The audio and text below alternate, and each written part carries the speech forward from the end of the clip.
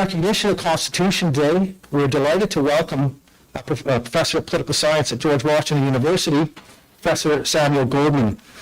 Professor Goldman is Associate Professor of Political Science, where he's also the Executive Director of the John L. Loeb Institute for Religious Freedom and the Director of the Politics and Values Program at GW. His work focuses on political theory, religion and politics, and conservative political thought. His writing has also appeared in the New York Times, the Wall Street Journal, and many other publications. His most recent book, the sample of which is forgotten in my car, we're going to put it up, is called Being American in an Age of Division, is available at an online dealer near you, so go ahead and get a copy of that book. It was published by the University of Pennsylvania Press just this year. In addition to his academic research, Professor Goldman is a national correspondent at The Week, and he wears many hats, as I've learned in the last 16 hours or so. Professor Goldman will talk for about 45 minutes, which will be followed by a Q&A. For those of you participating digitally, you can follow the instructions on the overhead, which will change shortly, and you can text us your questions. You can do the same if you're in the room here. You can text your questions, or you can sidle up to the microphone in the back of the room. We'll have that microphone set up. You can sidle up to the microphone right back there and ask your question. I'll moderate the Q&A to the best of my ability, which is to say I will try to keep you moderate. So without further ado, welcome to Professor Goldman.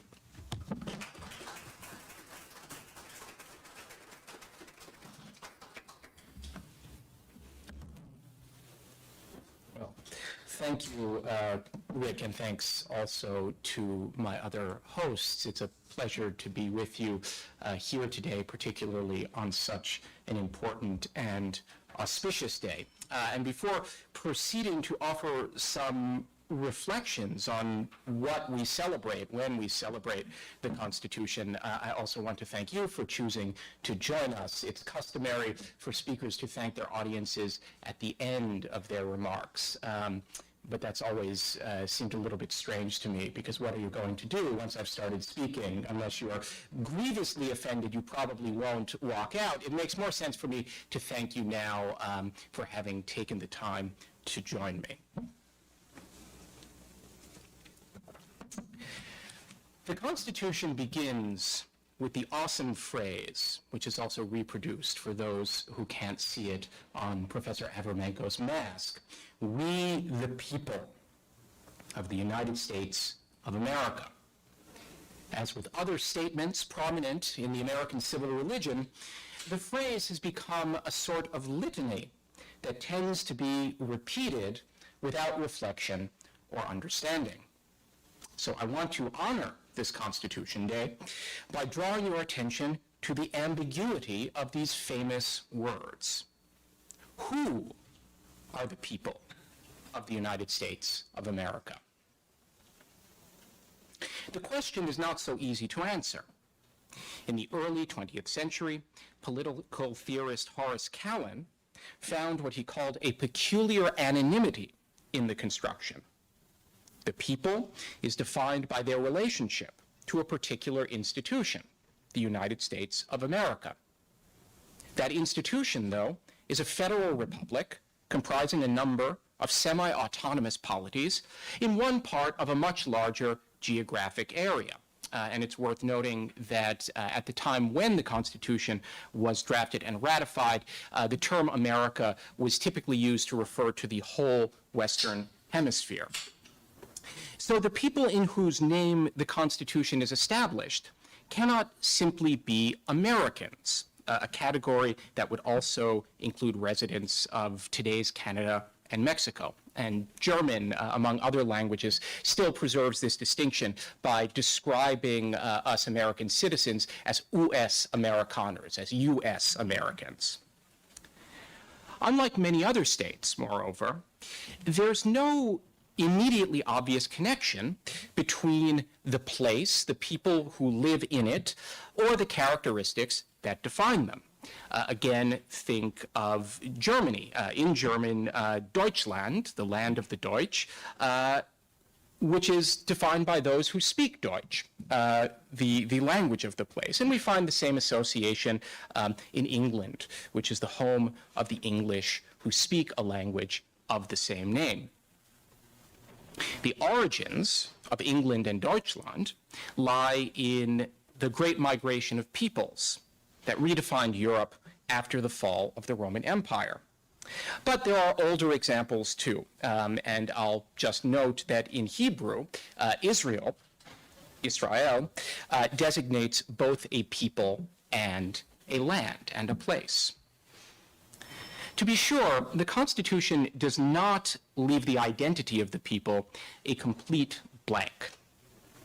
It includes several hints about who is a member of we the people and perhaps who is not.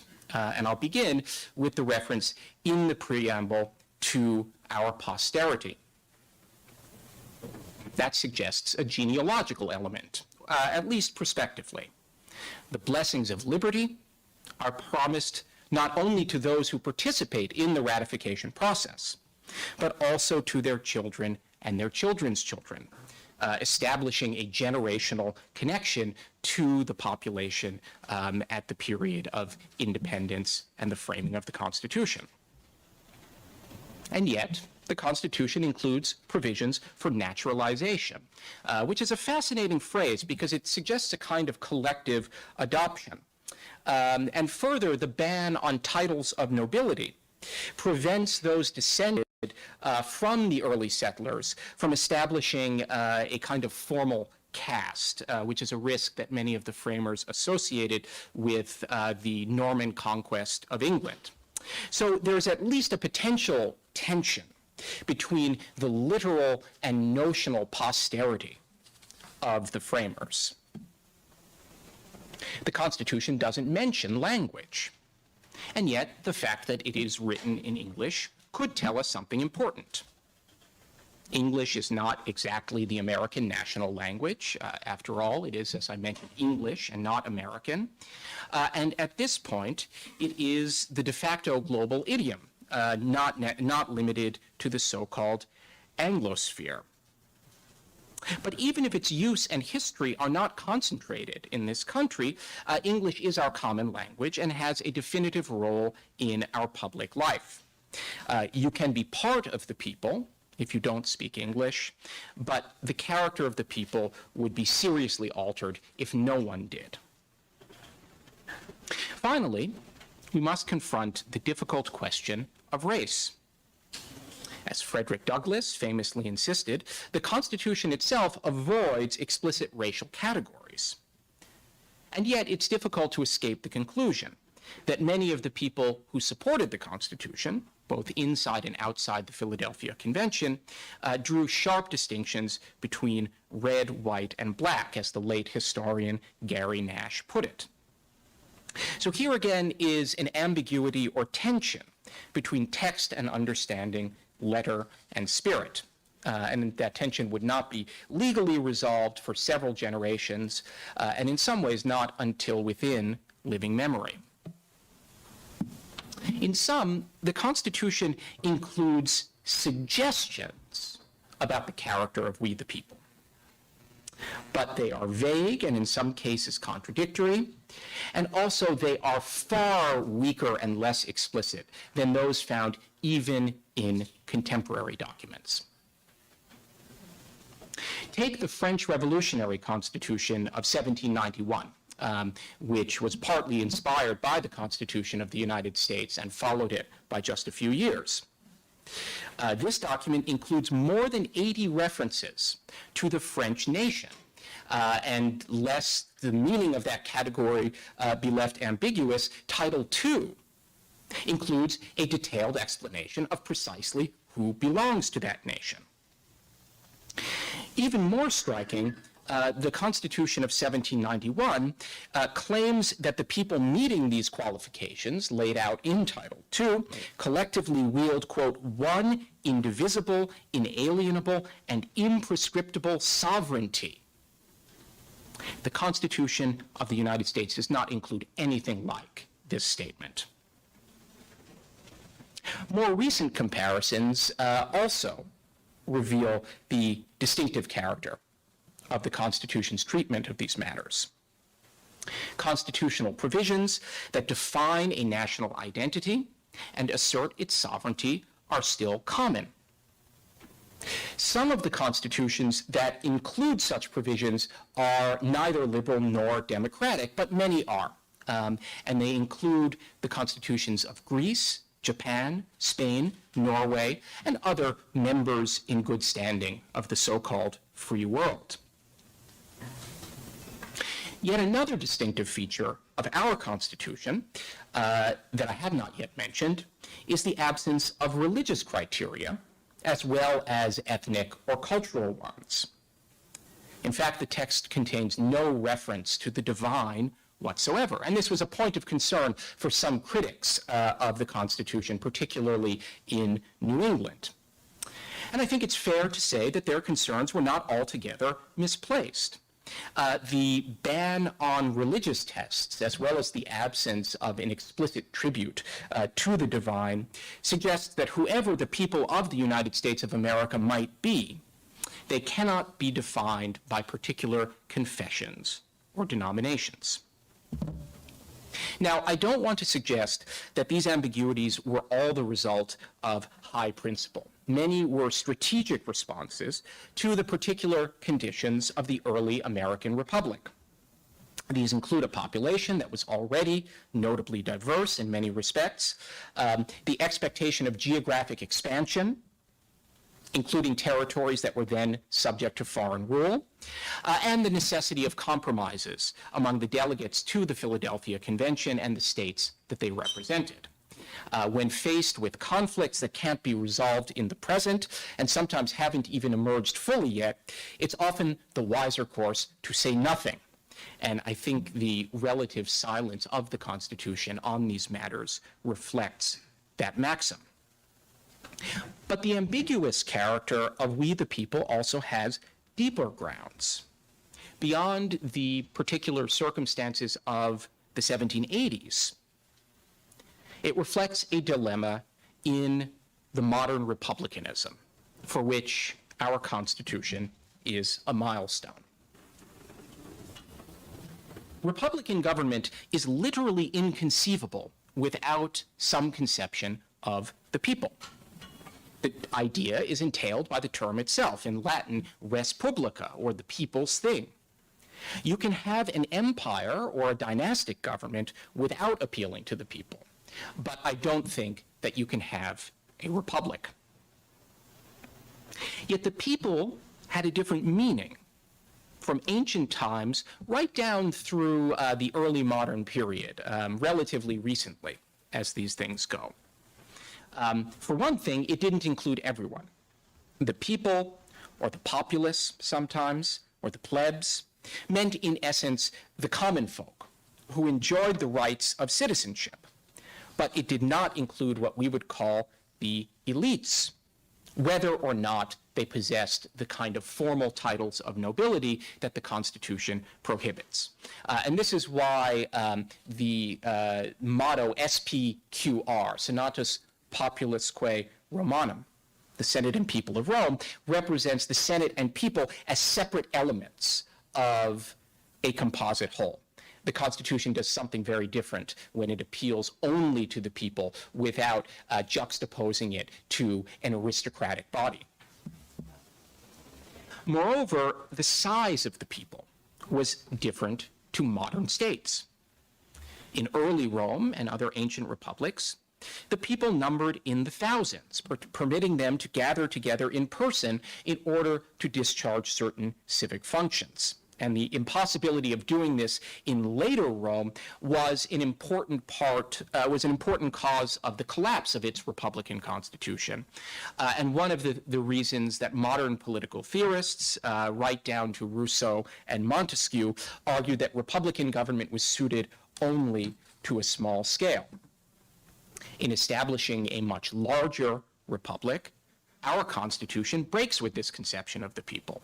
And famously, the Federalist defines a republic as a form of government in which power is derived from the people, rather than one in which they wield it directly. Because the people does not actually hold power, it does not need to be personally assembled. And this allows the category to be far more expansive than even the Roman people in the later stages of the Republic.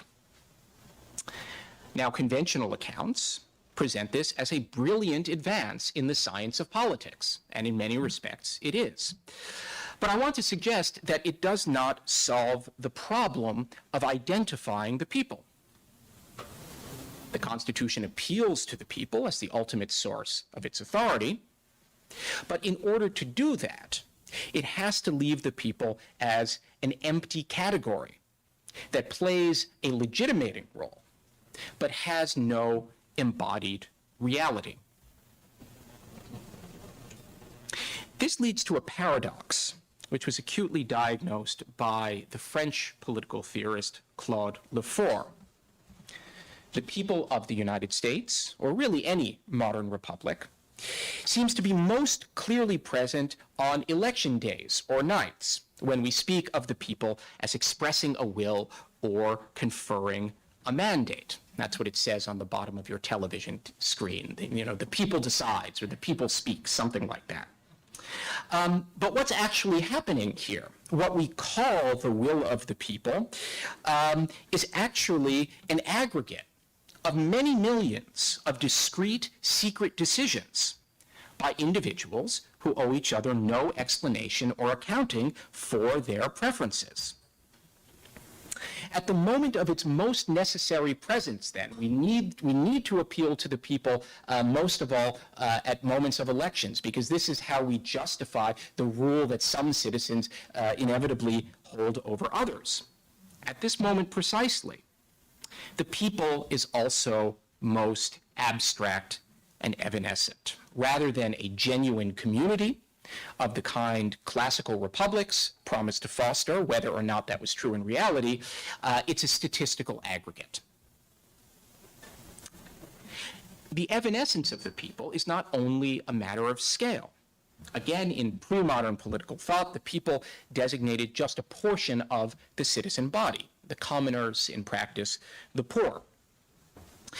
Even when that group was too large to assemble, as was the case in later phases of Roman history, it was still possible to speak of the interests of the people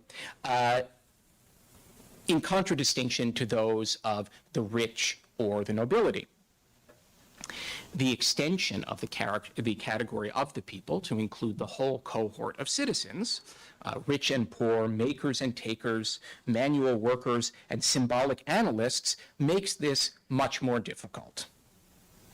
If the people is so large and so various, we are unable to speak of it as holding a particular preference. And when that happens again, this category tends to become formal and inert. The unavoidable emptiness of the category of the people in the modern state is one of the reasons for the close historical association between modern republicanism and nationalism. The idea of a nation constituted by shared descent, common culture, religion, language, or other factors helps moderate the abstraction of the people. It helps to reconcile us to accepting the nominal will of the people or the mandates attributed to it, even when we disagree with their content. And this affinity is evident, I think, in the French Constitution of 1791, which I've already discussed. And according to the sociologist Philip Gorski, the first appearance of this affinity may have been in the 17th century Dutch Republic. But again, the Constitution of the United States does not do this, although certainly some participants in the political culture of the period did. With the exception of these relatively few and vague intimations that I've mentioned, it resists the temptation to concretize the people of the United States or to give them a definitive character. Again, I'm not suggesting that this was a matter of intention or principle, The circumstances of the late 18th century made a true national republic impossible, even for those like Hamilton who were inclined in that direction. But intentional or otherwise, it set the United States on a different trajectory to its European counterparts. That difference was not immediately obvious or universally accepted. In Federalist number 2, Publius, in this case John Jay, Publius of course means man of the people or something like that, argues that the people of the United States are more like a European nation than the actual text of the Constitution indicates.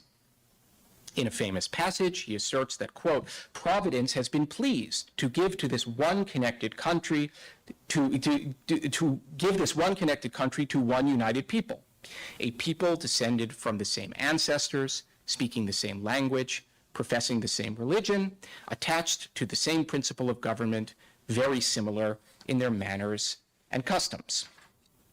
And that phrase, that quote, continues to be cited in favor of a more homogeneous American national identity than actually emerged, particularly in the last 100 or so years.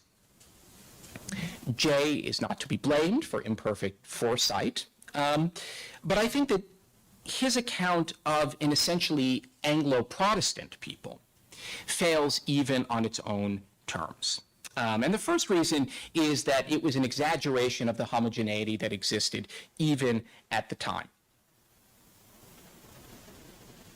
Even if we limit our consideration to the citizen population, there were large communities that could not be said to descend from common ancestors or to profess the same religion or to speak the same language, including the Dutch in New York, Germans in Pennsylvania, Swiss in North Carolina, Catholics in Maryland, or others who met only one or none of those criteria. Indeed, we know that debate about the ratification of the Constitution was carried on in different languages. And Jay, who had descendants of French Huguenots and Dutch New Yorkers in his extended family, would have known that too. So we shouldn't take his description simply at face value. Second, the exclusion of African Americans and Native Americans is intolerable to us today. It's no excuse that this is done in the name of a narrower identity than the racial classifications that became more influential in the 19th century. Jay himself was an advocate of manumission and had good relations with free black communities in New York. And in fact, his family had a distinguished history of anti-slavery activism continuing down to the Civil War. Yet, the description of the American people that Jay provides in Federalist 2 leaves little room for African Americans as members of the political community. And it's important to remember that opposition to slavery was not the same thing as commitment to civic equality, and often went along with support for African colonization or repatriation, which was a cause that Jay himself patronized. Third, Jay's already partial description became even less accurate over time. Over the next 50 years, the addition of new territories, previously controlled by France, Spain, and other powers, and the recommencement of mass immigration for the first time since the 17th century, rendered the essentially Anglo-Protestant vision of American nationality in Federalist 2 even less plausible. Finally, it's important to remember that the Federalist, for all its value, is not the sole authority on the early republic. Figures of equal or greater eminence also held views on the meaning of the Constitution and we the people who established it.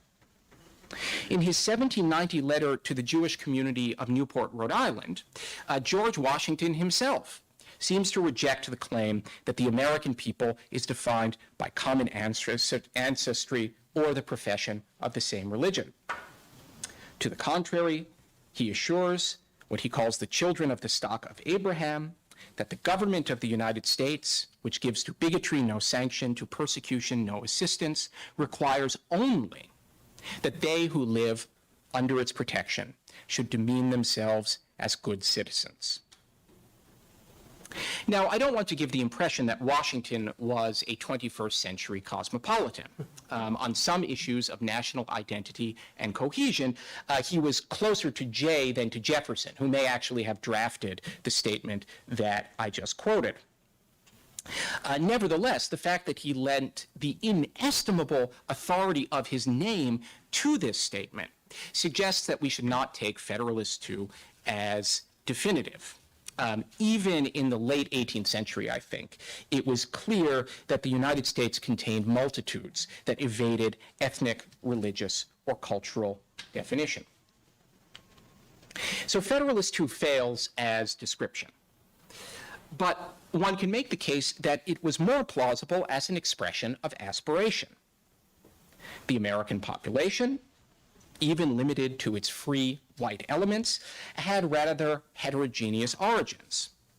But over time and in shared struggles beginning with the Revolution, a new and more uniform people might emerge. The shift from past to future as the setting of national unity is associated with the metaphor of the melting pot. In the familiar image, various ores are subjected to the heat of common experience, allowing them to eventually emerge as a seamless alloy. And although it doesn't say much about the characteristics of this product, the Constitution does at least gesture toward the possibility of the process. Again, we don't know exactly who or what our posterity will be.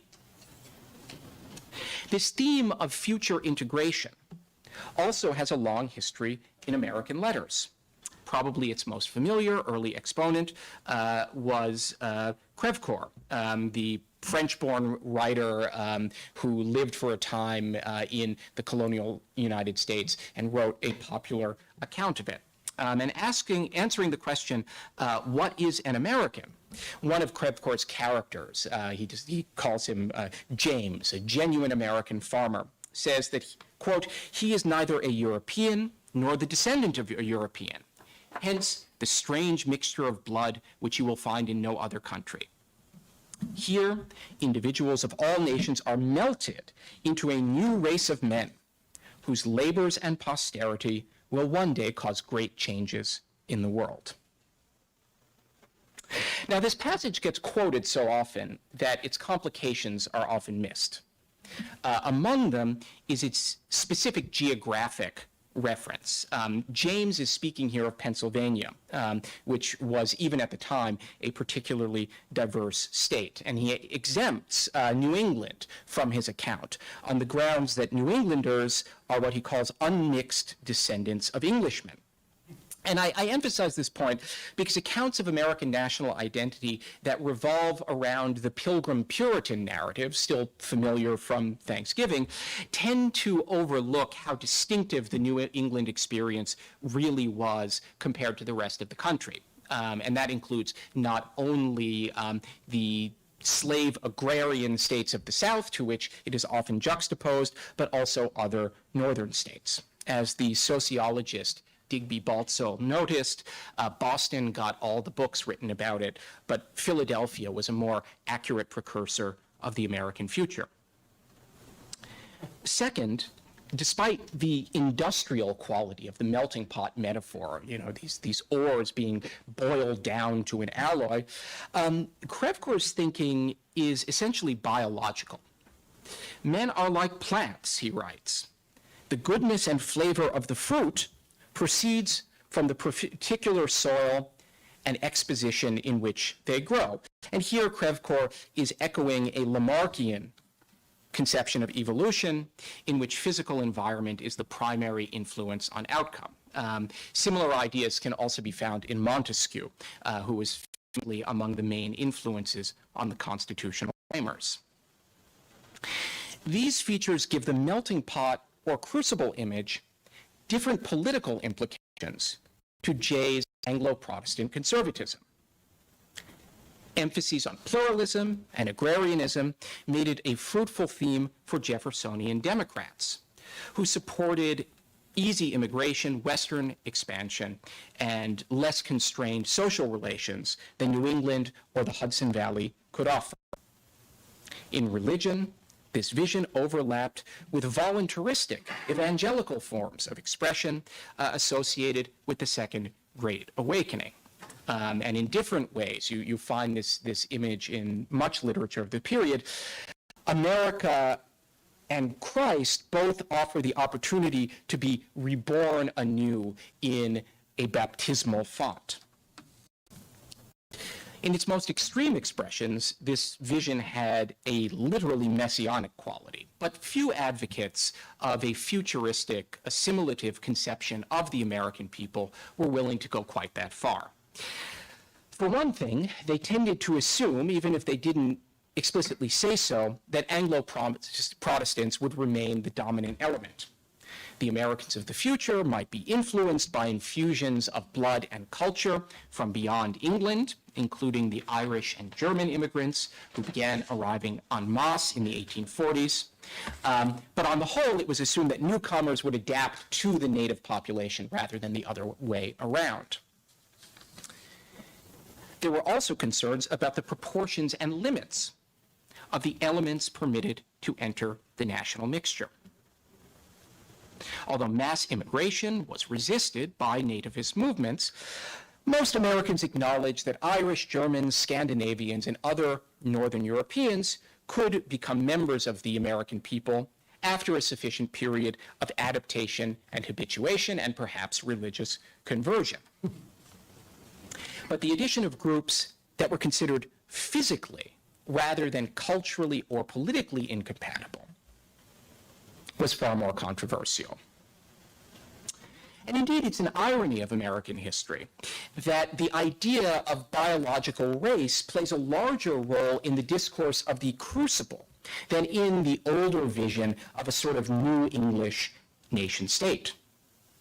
Precisely because it attempts to transcend historical categories in pursuit of a sort of embodied union, the fruits growing up from the same soil, it tends to biologize human communities. And it's actually around this time only, toward the middle of the 19th century, that the term race begins to acquire its more familiar connotations. Previously, it had been used more or less as synonymous with nation in a cultural conception. You can find these ideas being worked out in texts associated with the so-called Young America movement of the 1830s, which began as an attempt to import European-style romantic nationalism to the United States. And America is inspired by Giovine Italia, Junges Deutschland, Young England, and other contemporary movements. Mostly Jacksonian Democrats. Advocates of this position combined a passionate commitment to geographical expansion with a broad but also clearly delimited conception of we the people. Although his politics did change over the next few decades, the most prominent representative of this tendency was Stephen Douglas. And of course, Douglas is best remembered as Lincoln's adversary in the greatest display of political deliberation in American history. In these debates, Douglas explicitly defines the people as a racial category. In his words, quote, "This government was made by our fathers on the white basis. It was made by white men for the benefit of white men and their posterity forever. And it was intended to be administered by white men in all the time to come." Lincoln, of course, took a different view. From an early stage of his career, he opposed nativist elements within his own Whig party, as well as in their independent formal organizations. In 1855, he wrote to his friend Joshua Speed, quote, "As a nation, we begin by declaring that all men are created equal. We now practically read it, all men are created equal except Negroes. When the know-nothings get control, it will be read, all men are created equal except Negroes and foreigners and Catholics. When it comes to this, I should prefer emigrating to some other country where they make no pretense of loving liberty. It's notable that Lincoln reaches this conclusion by appealing outside the Constitution to the Declaration of Independence. And he does this again in his campaign against Douglas for the Illinois Senate seat. Noting the diversity of the electorate, and including the audiences that gathered physically to hear him, he said, quote, "We have beside these men, descended by blood from our ancestors, among us perhaps half our people who are not descendants at all of these men. They are men who have come from Europe, German, Irish, French, and Scandinavian, or whose ancestors have come hither and settled here, finding themselves our equals in all things. If they look back through this history to trace their connections with those days by blood, they find that they have none. They cannot carry themselves back into that glorious epoch and make them feel that they are part of us. But when they look through that old Declaration of Independence, they find that those old men say, we hold these truths to be self-evident, that all men are created equal. And then they feel that that moral sentiment taught in that day evidences their relation to those men, that it is the father of moral principle in them. Though they were blood of the blood, flesh of the flesh of the men who wrote the Declaration. And our transcript of this speech, known as the Electric Cord speech, notes that Lincoln enjoyed loud and continued applause at this point. That's a hint to how you should respond when I finish. This statement is notable for the way it transforms the references to posterity that we find in the Constitution. For Lincoln, this is no longer a reference to genealogical ancestry. Instead, it is a claim about political affinity. Those who embrace the purposes and share in the work of the framers are flesh of their flesh, blood of their blood, not only those who share their DNA. Lincoln does the same thing in the more famous context of the Gettysburg Address. When he speaks of our fathers who brought forth on this continent a new nation, he doesn't mean just literal ancestors. Rather than being produced through biological generation, the American political community is conceived in liberty. And I think the selection of the word conceived is important. Like a child, America is to be born, but it's born in a way that is radically different to the birth of children and the generation of genealogical posterity. What Lincoln articulates here is a third conception of American national identity that scholars sometimes call civic or creedal. Rather than emphasizing blood, soil, or ancestral culture, it revolves around participation in certain institutions based on a moral conviction of their justice. Contrary to some critics of this idea at the time and today, Lincoln is not suggesting that everyone around the world who admires these institutions or endorses their moral basis is an American. But he is suggesting that they are at least potentially American in ways that both the Anglo-Protestant origin theory that I've associated with Jay and the ideal of a melting pot do not permit. Now, rhetoric is one thing, and practice is another. And here the picture is not quite so clear. We know that Lincoln was friendly to the admission to the United States of Northern European immigrants, a policy he continued to support while running for re-election in 1864. And I suspect that his attitude toward the Central and Southern European and Eastern European immigrants who began arriving in greater numbers after the Civil War would have been similarly liberal. Liberal is the term that Lincoln, like Washington, uses to designate a generous attitude toward the rest of the world, and in particular toward those from other places who might wish to join us here.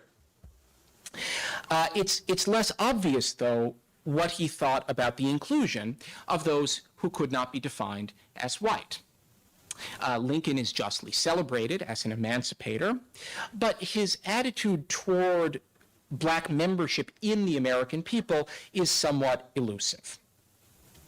Before entering office, and arguably even in it, he flirted with colonization proposals intended to remove African Americans to an ostensibly more appropriate home, efforts descended from Jay's own activities in the 18th century.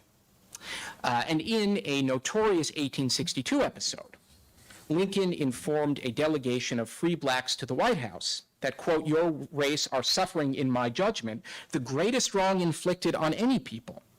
But on this broad continent, not a single man of your race is made the equal of a single man of ours." Such statements should be taken seriously, and I think they complicate the dismissal of some of Lincoln's rhetoric as merely pandering to racist audiences. But it would also be misleading to deny that Lincoln acted differently when it really counted. As the war proceeded, Lincoln moved from commitment to the Union to commitment to abolition to commitment to black citizenship. And this was actually the cause of his assassination. It was not emancipation, but rather a proposal to enfranchise black veterans that was the provocation that Lincoln's assassin could not bear. Would this tendency have continued after the war? Lincoln's death makes it impossible for us to know exactly how he would have treated the dilemmas of Reconstruction. But if his previous conduct is a reliable guide, he would have pursued inclusive goals in a more cautious and compromising manner than his more theoretically consistent supporters would have preferred.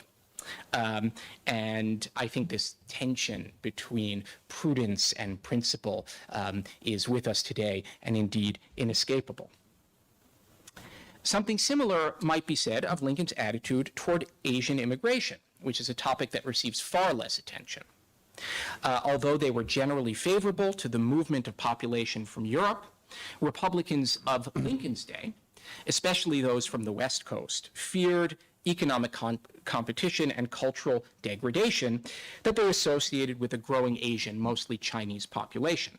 And to satisfy these fears, in 1862, Lincoln signed a bill to ban the importation of so-called coolie labor. Now, once again, the matter is more complicated than we might assume. The anti-coolie bill was not formally based on ethnic criteria. Instead, it sought to prohibit forced labor, human trafficking, as we would now call it. And in that respect, the bill was entirely consistent with Lincoln's lifelong hatred of slavery. In practice, though, it was not always clear who was a coolie and who was a voluntary immigrant. And the rhetoric used by Western Republicans in support of the measure certainly doesn't draw these fine distinctions. So despite its relative modesty, the bill was a step toward the more comprehensive Chinese exclusion of the 1870s, which was the first great victory for post-Civil War immigration restriction movements. Lincoln is not personally to be blamed. As far as I can tell, he didn't care very much about this issue one way or the other, but he didn't prevent it either. We must conclude, then, that Lincoln is a more ambiguous champion of creedal or civic nationalism than just a few choice words would suggest. I want to propose, though, that this is not a criticism. Lincoln was a practical politician rather than a philosopher, and considerations of prudence attended everything he did. Indeed, this is part of his superiority to more consistent thinkers whose intellectual and moral rigor, however admirable, made it difficult for them to get results.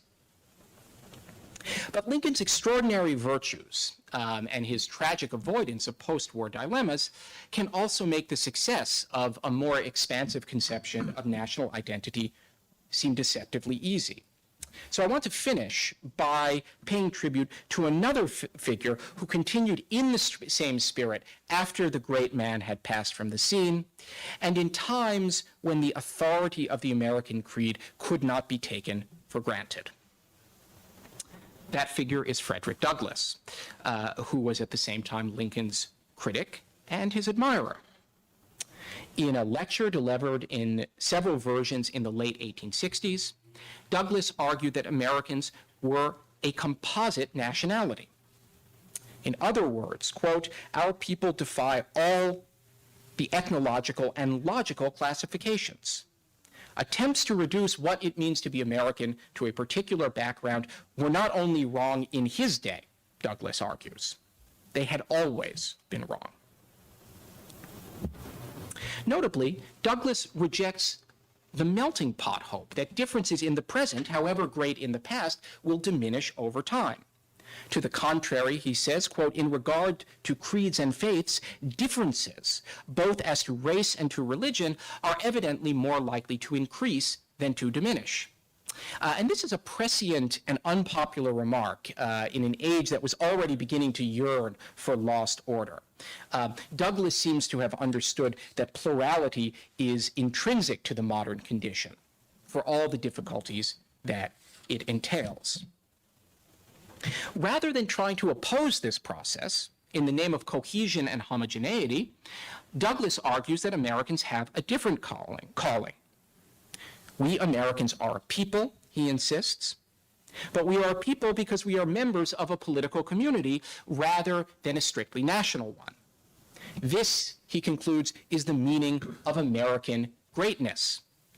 In whatever else other nations may have been grand and great, our greatness and grandeur will be found in the faithful application of the principle of perfect civic equality to the people of all races and all creeds. There is, Douglas admits, something utopian and maybe even messianic about this vision. In the Bible, it's not until the end of days that the lion lies down with the lamb and men make war no more. Until that time, the voice of theological conservatism reminds us we should not hope for too much. Divisions in the human race and struggles among its parts are unavoidable. There is wisdom in this counsel, which helps to check an optimism that is naive at best. John Lennon's Imagine is not a useful guide to politics, in my view, and can even be dangerous. And yet, we must also reckon with what has been accomplished. We no longer have to wonder whether Douglas's proposal for a composite nationality is possible, because we already live in one. This is not a perfect arrangement, of course, and the identification of flaws and contradictions in the American experience is a preoccupation of scholarship, including some of my own. But I think a judicious assessment of American history provides more reason for hope than the pessimism that was as fashionable in Douglas's day as it is in ours. There was never a guarantee that this enterprise would succeed, and there is none that it will succeed in the future. But I don't think there's reason either to think that it is doomed. Part of the reason for the improbable success of America's composite nationality is the Constitution. As I've discussed, partly for unintentional reasons, the Constitution leaves a question mark over the character of the American people. In doing so, it allows us to discover who we are by living and working together, rather than seeking to conform to some fixed and eternal standard.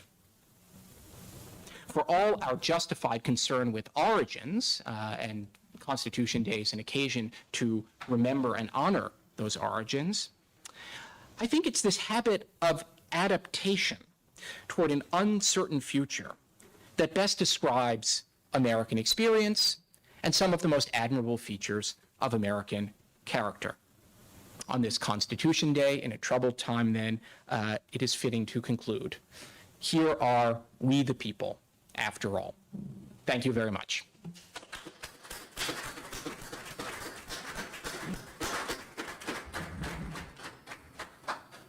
All right, great. That brings us to question time. And as I've said, you can submit a question online here or take the microphone in the back. So I would Should I come to the table? You can stand Okay. there. Yeah. or whatever. I'm country. happy to remain where I am. All right. We have, I'll take a question here in-house. We need to use so that people, that was, that nerve. I don't need to use the mic.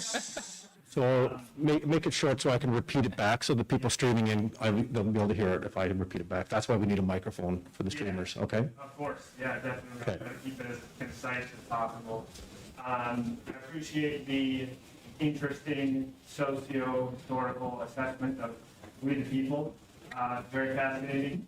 I think the thing that in my mind that I thought about was socio-historical analysis of documents have a certain place in civil life and political life, but the Constitution itself transcends that as a document that lives in the moment and guides actual literal law today. Legal professionals like to focus on literalism, they like to focus on the letter of the law. What aspects do you think, from a socio-historical perspective, should they also assess aside from just the letter of it?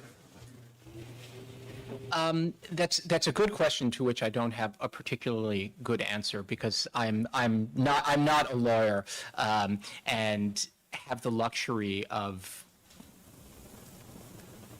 abstracting myself from these practical questions. What I think more generally that may get at some of your concerns is that it is a good thing for lawyers and judges to constrain themselves as closely as possible to the letter of the law. There are legal movements in the past, mostly on the left, but more recently on the right, that encourage judges to consider grand moral principles in their decision-making, as well as focusing on the text and legislative history and other sort of traditional sources. I'm very skeptical of that. The term legal positivist is in some circles an insult, but I want judges to be positivists. I don't think that they're the ones we want using broader forms of constitutional interpretation or grander moral principles in making their decisions. But that doesn't mean that no one should do those things. And I think that one of the dilemmas in judicial politics, or the judicialization of our politics, is that we don't want judges to do that, but we don't want anyone else to do it either. So I think it's entirely appropriate and necessary for members of the legislative and indeed elected branch to go beyond the word-for-word text of the Constitution and explain why they think what they want to do is justified and necessary. But it makes me a little bit nervous when unelected judges serving life terms do that. Yeah. We just don't have a microphone then? Okay.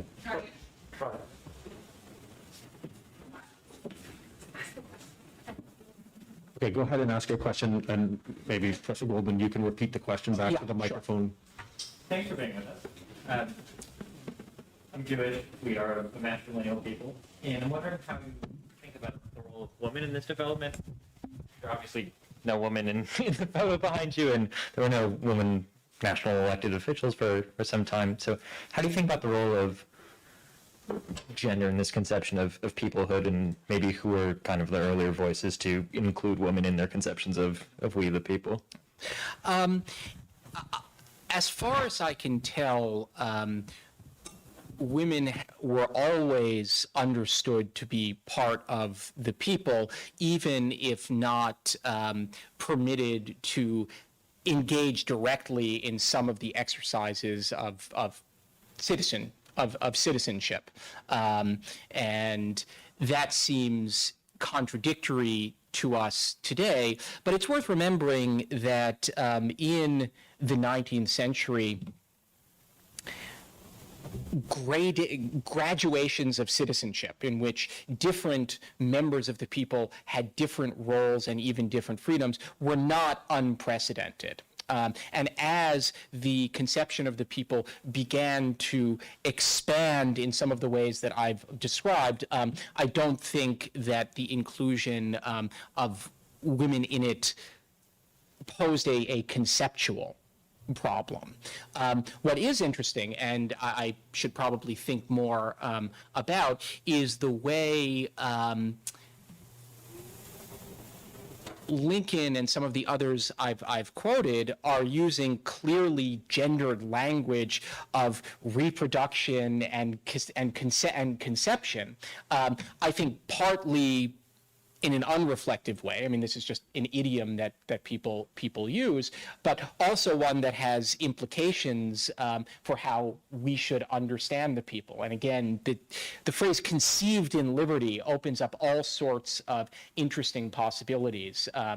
Just as the idea of the melting pot or crucible has theological analogs to the idea of baptism, conception in liberty almost suggests a sort of virgin birth. So there's a lot to do with that, but that's more, I think, at the level of rhetoric than it is at the level of practical inclusion.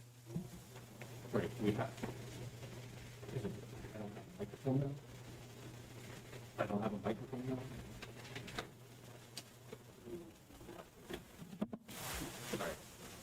I'll read one of the questions from the real time. Is the microphone working? It's not working.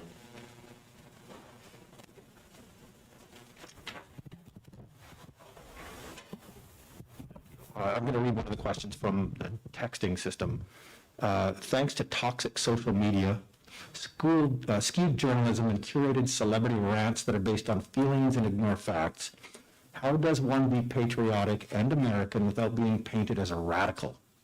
It seems like the words American and patriotic are lumped into the bad people category. Well, so as a self-confessed Twitter addict, I want to say a word in favor of social media. Social media are blamed for all sorts of civic and other pathologies, but social media also have great benefits that I and others enjoy, not least the possibility of participating in conversations with people that one doesn't know. What is truly toxic and irredeemable is cable news. If you find that your blood pressure is rising and you want to turn something off, start by turning off the TV and see if that helps before turning off your phone. But that said, of course, social media do have disadvantages, and I think that for many people those disadvantages are overwhelming. And it's been suggested, ironically, I think on social media, that what we need today is a sort of 21st century counterpart to the temperance movement of the 19th century, which confronted a pervasive social problem. And before dismissing the temperance activists as prudes and killjoys, as is easy to do in retrospect, it's worth learning about how serious the problem of alcoholism was in the early Republic and for a long time after, and tried to meet that challenge partly by means of legislation, but also through association and moral appeal. And although I am sympathetic to some suggestions for regulating social media. Ultimately, if it's a problem, it's only by convincing people that it's not good for them that we are going to avoid some of those consequences. I don't think it can be legislated out of existence. More generally, as to how to be a patriot and how to be a proud American without being associated with the wrong sort of people. Maybe it's too simple an answer, but I don't mean to be glib. I think just do it. One needn't worry so much about the possible connections that others might draw, or what people you don't know might think. The way to cultivate and promote a genuine and healthy patriotism is by living it in your own life. And I don't think that's going to change the world overnight, but I don't think that's a possibility that has been foreclosed to us by 21st century technological or social conditions. So I have a question about we the people in the context of the U.S. Census and the debate that brewed in the last couple of years about having a citizenship question on the census and the potential for using that then down the road for congressional apportionment, when you're giving up congressional seats, that you would only count citizens and not all persons, whereas the Constitution itself, clearly intends the census to count all people, all persons, it says. And so what is your view on that current political debate that has really very important implications for representation down the road in terms of how we define we the people when it comes to representation? Should it be all persons the way we've always done, or should we narrow that scope to just be citizens? Yeah, as you say, congressional apportionment has always been calculated on the basis of all persons or total population, and I see no reason to stop doing that in the future. It should be said, though, that in the past, the census has included a citizenship question. I think the last time was during the Eisenhower administration, but I'm not altogether certain of that. And it did not have the disastrous consequences that are sometimes anticipated. Again, I am not a lawyer, so I'm not in a position to resolve some of these technical issues. But it seems to me that there is a significant constitutional and probably legislative leap from counting citizens for informational purposes to using that count as the basis for apportionment. Great. I'm going to read a slightly lengthy question from a cyber participant. I'd argue that the possibility of the United States as something other than a white republic is not located in the 18th century Constitution, but in its sharp, radical revision during Reconstruction. Douglas's discussion of composite nationality that you referenced did not come until 1869, after the 14th Amendment made that constitutionally imaginable across lines of race. As you know, the window for that constitutional transformation proved to be exceedingly narrow in the 19th century, as the Supreme Court radically delimited the meaning of that equality in slaughterhouse, civil rights cases, Plessy. Given the Supreme Court's evacuation of historical meaning and enforcement mechanisms from the Voting Rights Act over the past decade, isn't it more accurate, if less reassuring, to see the United States as engaged in a constant and frequently violent struggle over the racial character of the Republic? Yeah, so, I mean, I think I would place the causality somewhat differently. It's not because of the constitutional revisions of the Civil War that it became imaginable. It's because it was imaginable that the Constitution was then revised in that way. And that suggests that the idea is somewhat independent of the actual constitutional texts, and in Douglas's view, and he was not the only one, is at least implied by the Constitution in its original form, even if it does not include specific guarantees. So I agree that the 13th through 15th Amendments were significant changes in the Constitution, and it wasn't just a natural and inevitable drawing out of latent tendencies, but it was at least a possibility.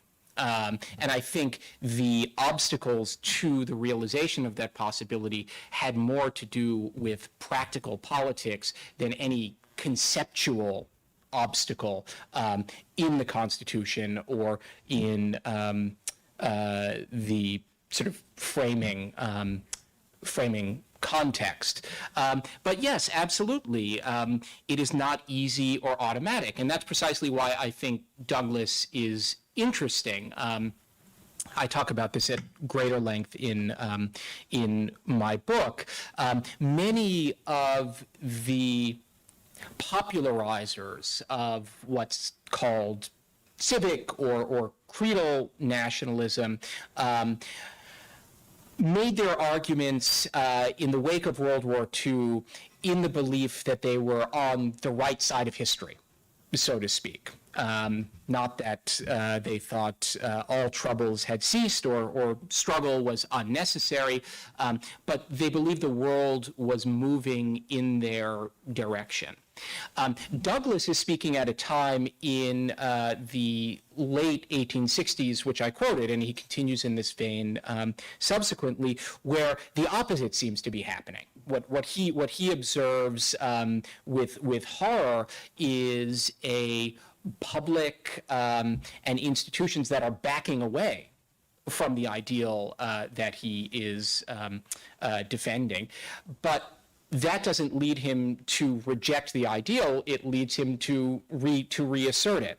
And you know, one of the, I won't say defects, but one of the tendencies of the American character is that we like neat resolutions and strong odds. And we are less comfortable with inescapable dilemmas and long struggles that go back and forth rather than moving incrementally towards some discernible goal.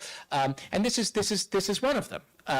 And as I said, I think it's in some ways inescapable because of the ambiguity that attaches to the concept of the people in any modern republic. On the one hand, it has to be broader and more flexible and more abstract than the people had been understood in pre-modern times, but we also want to fill it up with some kind of content. And there's no one answer that is going to satisfy everyone once and for all. It's a constant task before us. And I take that to be in the spirit of what Douglas is saying.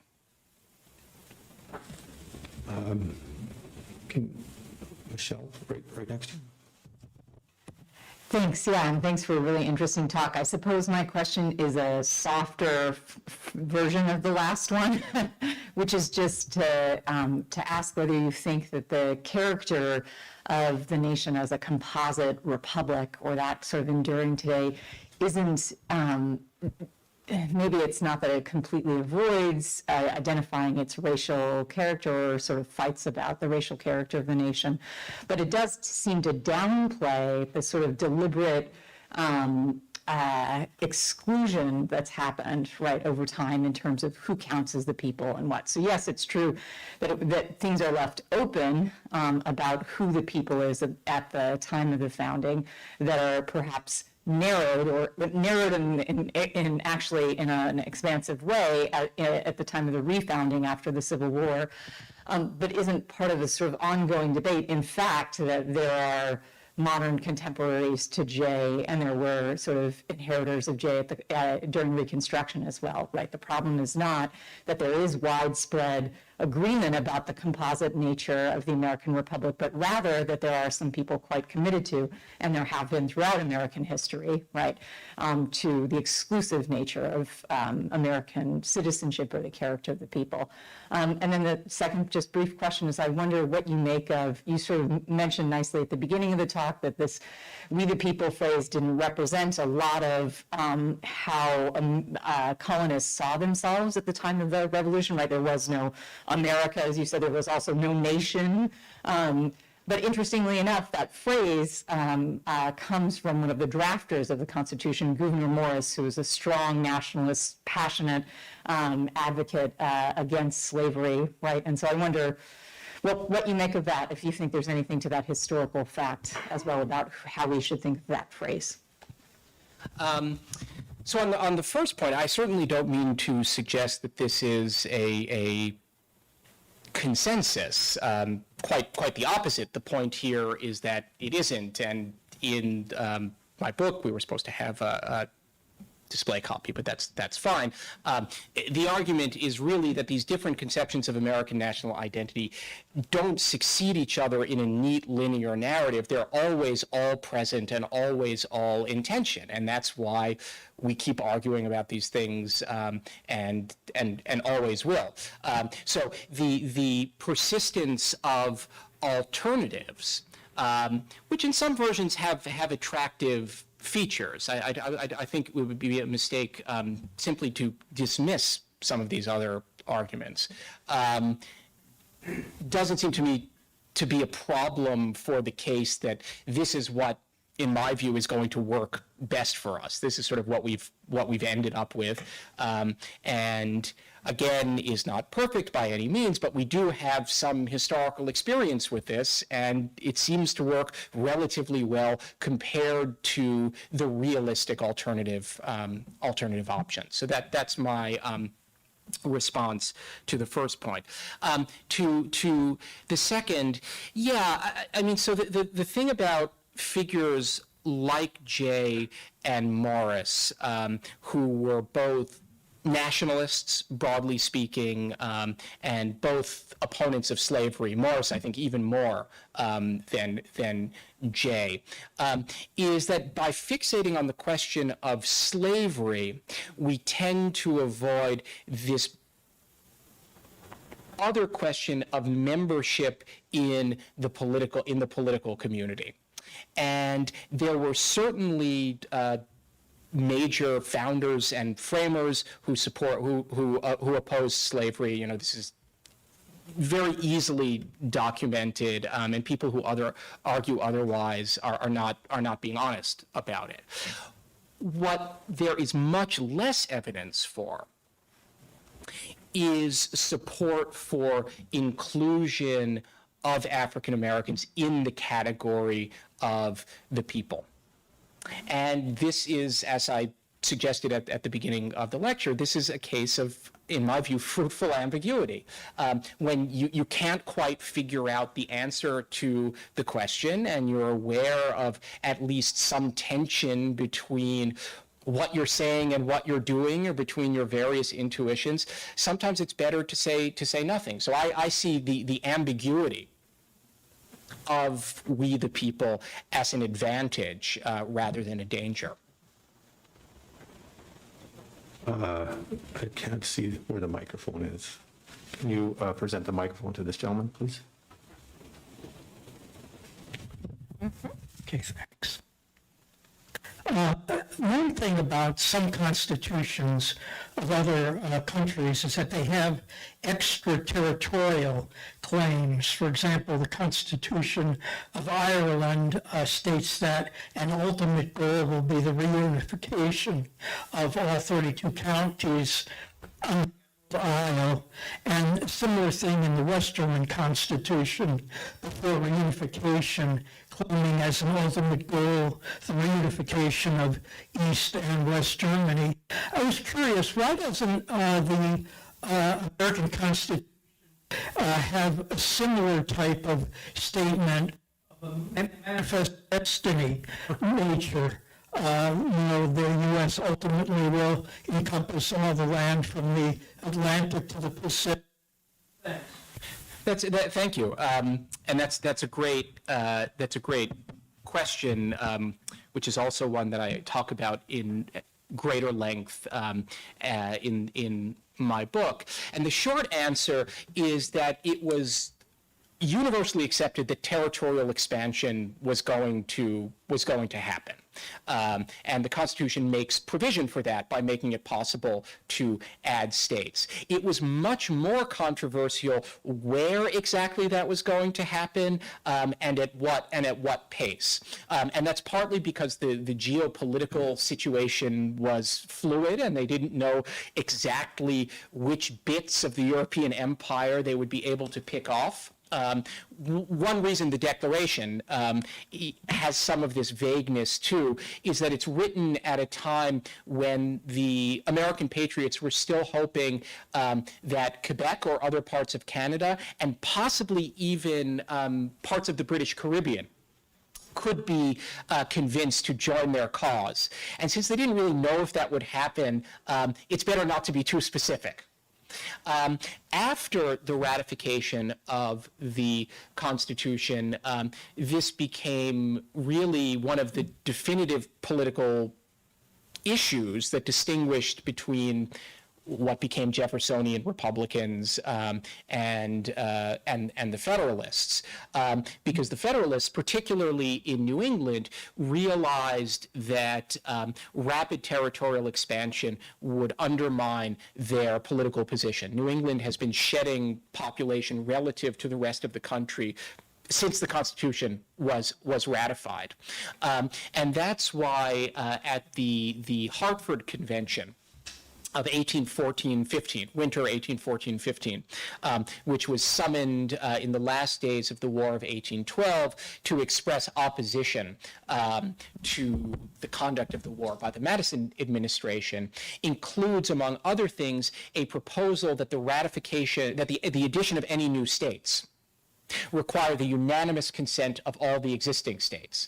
And that was an attempt to prevent this erosion of representation and also ultimately of wealth and influence away from New England. So again, I think the answer is that this is another case where ambiguity was fruitful, and they simply left unsaid where they thought expansion would occur, so that they could fight about that later rather than immediately.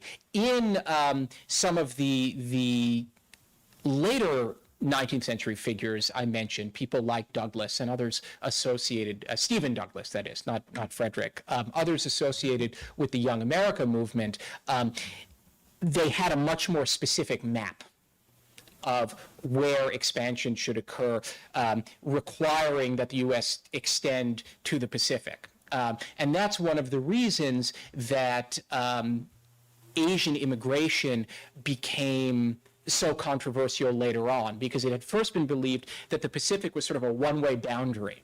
You stop there, and then you can send ships out to trade, but that's where the world ends, at least for the United States. People even say, God himself has drawn this boundary. But it turns out people can go the other way too. And that's why, contrary to, I think, the conventional story, which focuses on Eastern cities and immigration from Eastern and Southern Europe, the post-Civil War immigration restriction movement actually begins on the West Coast. Among Republicans, including Leland Stanford, who lends his name to the university, and is focused on Asian immigration rather than the more familiar immigration from Eastern and Southern Europe. Great. I'm glad you mentioned Canada.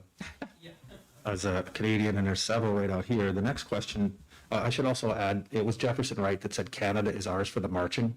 Jefferson said that, and he was not the only one to say that. Although Jefferson also, just sorry to sidetrack, but Jefferson also expressed certain fears about expanding too rapidly or too broadly. And he writes elsewhere that if the Western people, by which he means those over the Appalachians, if the Western people choose to declare independence and make themselves a nation, we would be unable to prevent that. Okay. Good question. So there are fundamental nuggets that determine the possibility of we-ness. You can't base we-ness on a shared preference for M&Ms, for example. There are those in the 20th century and political theorists who have argued that we can't escape language, and this has become the stark lines that define Canadian politics. So the two founding peoples, by which is meant the Franco-Catholics and the Anglo-Protestants, the two founding peoples thesis says you can have two official languages and have a we. Some say that that's a pipe dream. Do you see any hope that language might be a foundational nugget for constituting we the people? Well, I don't know enough about Canadian affairs to have a judgment of that or anything very elaborate to say, except that Canada seems to demonstrate that some of the forms of pluralism or diversity that are regarded as incompatible with political coherence are compatible. Canada seems to make it work relatively well, and I think that is a point of evidence for a more optimistic view of the future. It's just not clear to me empirically that you need a very clearly constrained national identity in order to have political stability and coherence. But I do think that language is important, and I mentioned that at the beginning of the lecture. I don't think you need to speak English to be an American, but if no Americans spoke English or the majority of Americans didn't speak English, something would have changed, and I think that change would likely be a problem. The paradox, though, of the last 30 or so years of globalization is that it's probably helped sustain English from the kinds of challenges that French Canadians, and not only French Canadians, worry about, the erosion of local and national language and culture into this globalized blob. If you don't speak English, that is a very reasonable fear, and I'm actually sympathetic to legislation in Canada and elsewhere that does try to preserve a special role for non-English languages. But it's actually good news for the United States. Because it reinforces English as the common language. And although 25 or 30 years ago there was a lot of fear that immigrants weren't learning English and that they would be cut off from the mainstream of American life, empirically I just don't think the evidence supports that. So if I were worried about English, I would want to do something about it. But I'm really not worried about the supremacy of English in the United States. If I were a French speaker in Quebec, I might have different concerns. Great. We have, I think, time for one more very brief question and a brief answer, and we conclude at 1:30. We have 2 minutes here. I'll try to make this brief. I gather from your definition of national identity that two of its features are that it's pluralistic and outward-looking. And I was wondering if you would share your thoughts on the phenomenon of identity politics, which I would say is personal rather than pluralistic, and inward-looking rather than outward-looking, and the extent to which millions of people in this country, before they would identify themselves in terms of their nationality, would identify themselves in terms of their race, their ethnicity, their gender, their class, their culture, which could mean anything from, like quilt-making culture to the M&M culture that you mentioned before, and what effect this trend is having on the traditional notion of national identity. So I think I'm sort of saved by the bell here, but we can continue after we conclude. My very brief response is that the category of identity politics is probably too broad. I mean, in a certain sense, all politics is identity politics. Some forms of identity and the way they're expressed seem bigger problems to me than others. So we would have to figure out exactly what we mean by identity politics in order for me to provide a useful answer. Well, on that then, he just said he's available after the Yes, the I'm session. happy to so- continue, but I know we have to patio close outside. out the room. All right, I would like to offer our thanks to Professor Goldman for the. Thank